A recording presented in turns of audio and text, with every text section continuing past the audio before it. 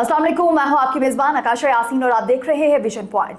RSS का कब्जा और बीजेपी का सवाल, भारत का असल चेहरा बेनकाब। नाज़रीन, मोदी हुकूमत ने जमहूरियत के लिबादे में फस्तायत का सबसे बड़ा अड्डा बना दिया है। ये बात कोई पाकिस्तान या आलमी इदारे नहीं कह रहे, बल्कि खुद भारत के बड़े सियासी रहनुमा अब खुलकर बोलने पर मजबूर हो गए हैं। कांग्रेस के सीनियर लीडर विजय का कहना है कि आरएसएस हर जगह है, सिर्फ आईनी इदारों में नहीं बल्कि जिंदगी के हर शोबे में। आरएसएस ने भारत के आईनी इदारों पर कब्जा कर लिया। ये कोई मामूली इल्जाम नहीं, ये एक ऐलान है कि भारत के आईनी इदारे जो किसी भी रियासत की रीढ़ की हड्डी होते हैं, अब नरेंद्र मोदी के आकाओं यानी आरएसएस के शिकंजे में आ चुके हैं।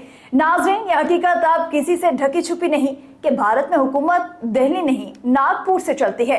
आरएसएस के शिद्दत पसंद नजरियात अब सिर्फ रैलियों और जुलूसों तक महदूद नहीं रहे, बल्कि अदलिया, इलेक्शन कमीशन, पार्लियामान और मीडिया सब इनके हाथों यरगमान बन चुके हैं। ये है वो भारत जिसे कभी दुनिया की सबसे बड़ी जमहूरियत कहा जाता था, लेकिन असल खतरा यहाँ खत्म नहीं होता।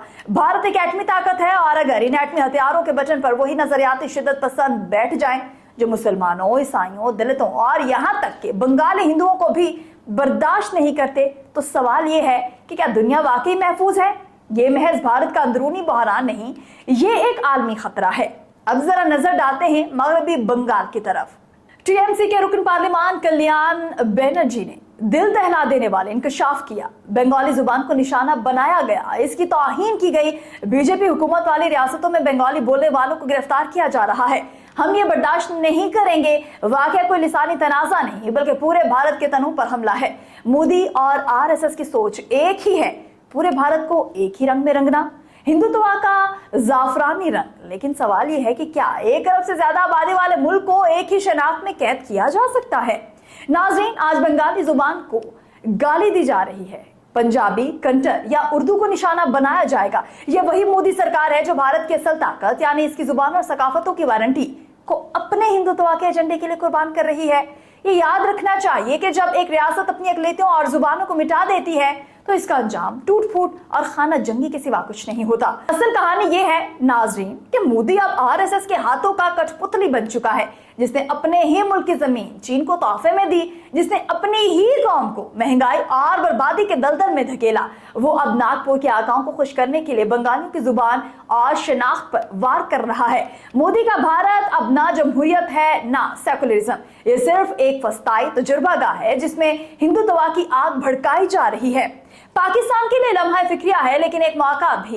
दुनिया को यह हकीकत बताने की जरूरत है कि भारत सिर्फ अपने अंदरूनी अकलियतों के लिए खतरा नहीं बल्कि खिते और दुनिया के अमन के लिए एक हम की आवाज की तरह है। एटमी हथियार अगर ऐसे शिद्दत पसंद नजरिए के हाथों में है जो आज जुबानें मिटा रहा है और कल सरहदें मिटाने के ख्वाब देख रहा है, तो आलमी बरादरी को जागना पड़ेगा। आखिर में यही कहूंगी, आज बंगाली जुबान की तौहीन हुई है, कल कोई और शनाख्त रौंदी जाएगी।